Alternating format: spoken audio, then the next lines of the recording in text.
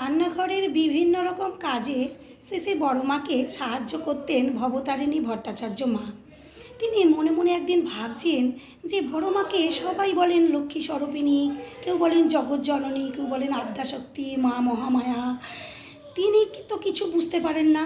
তিনি ভবতারিণী মা ভাবছেন যে আমি শ্রী বড়মার কত কাছে থাকি সারা দিন, কিন্তু আমি তো কোনো উপলব্ধি করতে পারি না।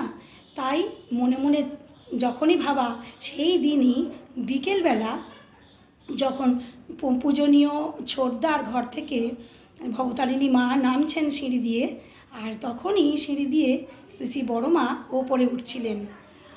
সিঁড়িতে দেখা হলো, তারপর ভবতারিণী মা দেখলেন যে শ্রী বড়মা ওপরে উঠছেন। এই দেখে তিনি যখন নেমে রান্নাঘরে ঢুকলেন কোনো একটা কাজ করবেন বলে, রান্নাঘরে ঢুকে তিনি অবাক হয়ে গেলেন। দেখলেন শ্রী বড়মা রান্নাঘরের ভিতরে একটা মোড়ার উপর বসে আছেন। তিনি দেখে তো ভূত দেখার মতো ভয়ে অজ্ঞান হয়ে গেলেন যে এক্ষুনি যাকে সিঁড়িতে দেখে এসেছেন ওপরে উঠছেন পূজনীয় ছোটদার ঘরে, আর আবার এক্ষুনি মোড়ায় বসে আছে, এটা কী ধরনের লীলা। তিনি এইটা দেখে হতভম্ব হয়ে যান এবং প্রায় মূর্ছা যাওয়ার মতো অবস্থা হয়। শ্রী বড়মা তখন মাথায় জল চাবড়ালেন, আর যখন ভবতারিণী মায়ের জ্ঞান ফিরল তখন বড়মা বললেন, আমি বড়মা, তোদের বড়মা।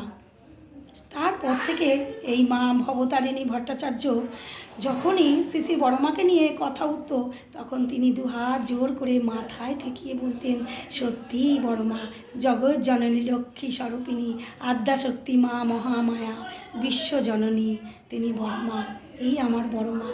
তাই ভক্ত মনে মনে যদি একবার ভাবে, সেই ভক্তের মনোবাঞ্ছা কিন্তু শ্রী বড়মাও সেদিন পূরণ করলেন।